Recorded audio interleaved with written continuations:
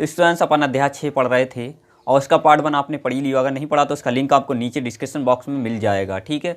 और आज पढ़ेंगे पार्ट 2 और पार्ट 1 एक दूसरे से जुड़े हुए हैं, अगर नहीं देखा है तो उससे पहले जा करके देख लें, उसका लिंक आपको नीचे डिस्क्रिप्शन बॉक्स में मिल जाएगा, ठीक है। तो शुरू करते हैं। उस पार्ट में अपन पढ़ रहे थे कि डीएनए ही आनुवंशिक पदार्थ है या प्रोटीन है, ठीक है। तो उसके पक्ष में अपन ने एक प्रयोग पढ़ लिया था, ग्रिफिथ का रूपांतरण प्रयोग, ठीक है। तो ग्रिफिथ ने जो निमोनोकोकस नाम का जीवाणु है उसके ऊपर उसके 2 विभेद बताए थे, आर स्ट्रेन और एस स्ट्रेन, ठीक है। तो जो एस स्ट्रेन है वो निमोनिया रोग को उत्पन्न करने वाला एक जीवाणु है और आर स्ट्रेन क्या है, ये निमोनिया रोग को उत्पन्न नहीं करता है, ठीक है।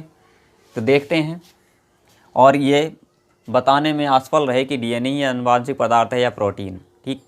तो देखते हैं उसी के पक्ष में, डीएनए के पक्ष में दूसरा नियम हमारा है एवेरी, मैकलाइड व मैकार्टी का प्रयोग, ठीक है। इन्होंने आर स्ट्रेन जीवाणु की प्रोटीन, कार्बोहाइड्रेट तथा डीएनए को अलग अलग पात्र में रखकर आर स्ट्रेन जीवाणु को मिलाकर ये प्राप्त किया कि डीएनए ही आनुवंशिक पदार्थ है। इन्होंने सिद्ध कर दिया था कि डीएनए ही आनुवंशिक पदार्थ है, ठीक है।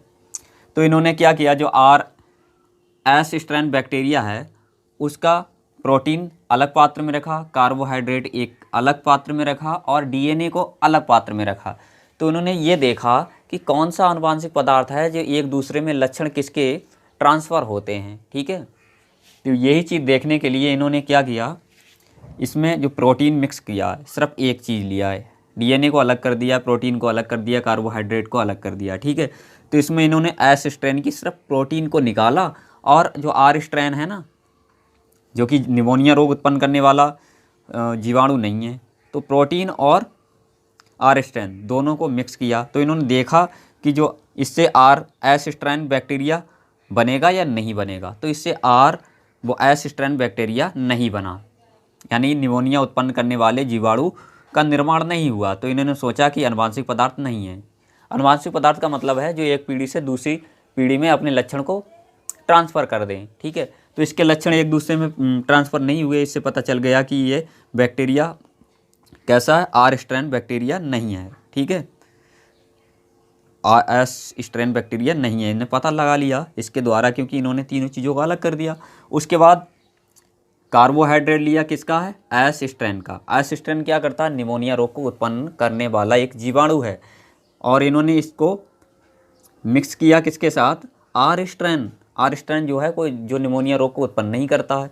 तो इन दोनों, इसका सिर्फ कार्बोहाइड्रेट को मिक्स किया है, ठीक है, जो कि निमोनिया रोग उत्पन्न करने वाला जीवाणु कौन सा है, एस स्ट्रेन। तो इनने सिर्फ इसका कार्बोहाइड्रेट यूज किया इस पात्र में, और एस स्ट्रेन जो आर स्ट्रेन जीवित जीवाणु को ही प्रयोग में किया था, अपना प्रयोग करने के लिए लिया था, ठीक है। तो इन दोनों के साथ इन्होंने प्रयोग करके देखा, मतलब पात्र में रखा, तो इन्होंने पाया कि जो एस स्ट्रेन बैक्टीरिया है वो नहीं बना इसमें, ठीक है। तो फिर उसके बाद इन्होंने अगले पात्र में डीएनए को मिक्स किया, डीएनए और आर स्ट्रेन।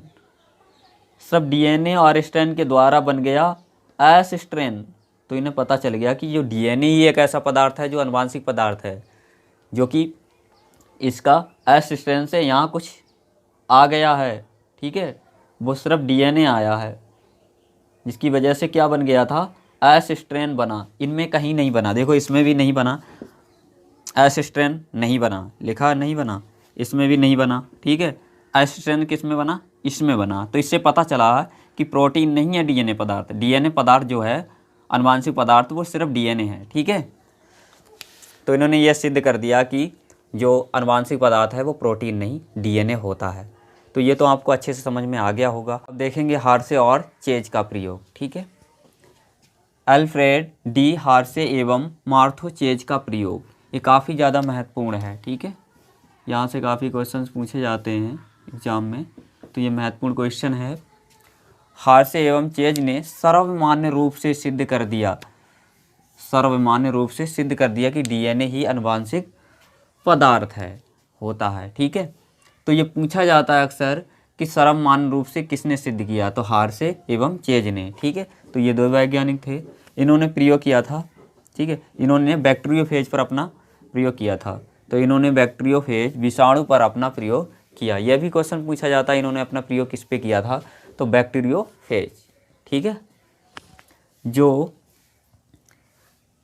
एचेरियाई कोलाई यानी कि ई कोलाई जीवन चक्र से संबंधित है।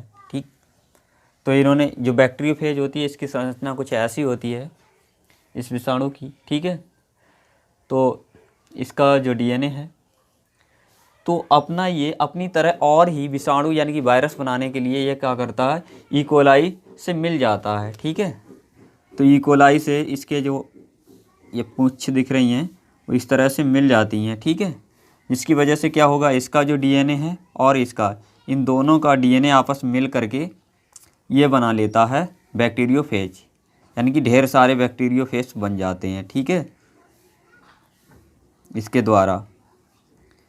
तो इसमें खुद अपने आप में ऐसी कोई ताकत नहीं है कि जो खुद से बैक्टीरियोफेज बना ले, तो यानी कि अपनी तरह और बैक्टीरियोफेज बनाने के लिए ई कोलाई से मिल जाता है। ठीक है, तो इसका डीएनए और इसका डीएनए आपस में मिल करके ढेर सारे बैक्टीरियोफेज बनाना शुरू कर देते हैं। जो ई कोलाई है ये समझ नहीं पाता है कि दूसरे प्रकार का कोई डीएनए आया है, वो सोचता है कि अपना ही डीएनए है, इसीलिए से ये बैक्टीरियोफेज बनाना शुरू कर देता है। ठीक है, और हार्शे और चेज ने अपना प्रयोग जो है वो 2 फेज में किया था।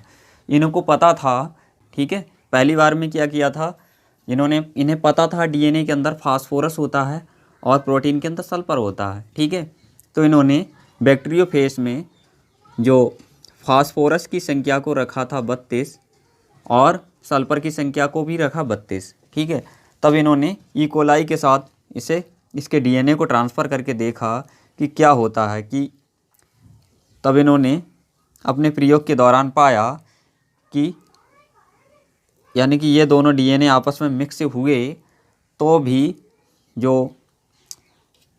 बैक्टीरियोफेज था उसमें जो सल्फर की संख्या यानी कि फास्फोरस की संख्या 32 ही प्राप्त हुई, उसकी संख्या में कोई परिवर्तन नहीं आया।